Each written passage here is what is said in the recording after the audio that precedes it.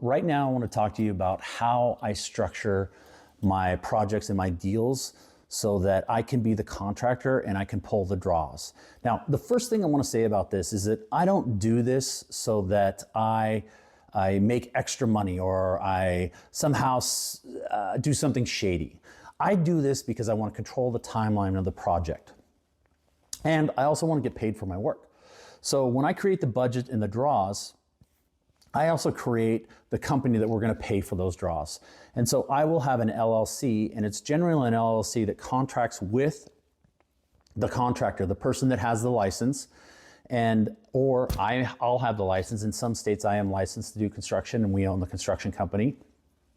And so that company will contract to do the work. And so when I go in and we buy a piece of property, let's say we buy it with XYZ LLC. Okay, so I own XYZ LLC, owns the property, has the loan on it. I'm a signer on the loan. And then 123 Construction or 123 is the company doing the work or contracting for the work. So what I will do is that I will have the actual contractor, if it's not me, give me an invoice or a bill. I will pull that in, and then I will create an invoice or a bill from 123, and I will turn that in as my draw. Now, 9 times out of 10, I have been paid based on that draw. Now, I will also sign off saying that I've paid everyone, that I've paid all the suppliers.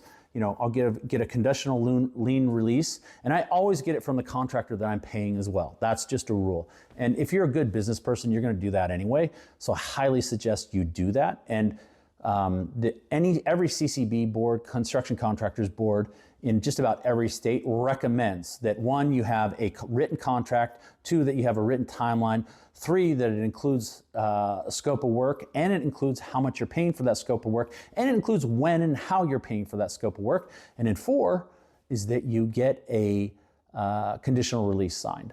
So very important, but when I'm doing construction draws and I'm setting all of that up, I'm setting it up so that my LLC is getting paid, which is not an LLC that owns the property or is involved with the property. It's just an LLC that is contracted to do the work on the property. So then I can distribute it out and I can make sure that all my guys are paid and I can control the schedule and the timeline. So that's very important. It's a short little shortcut to making your life easier. The more deals you do, the easier you're going to need to make it, because the more important your cash flow becomes and the faster your velocity of your cash flow moves. So I hope this helps. Talk to you soon.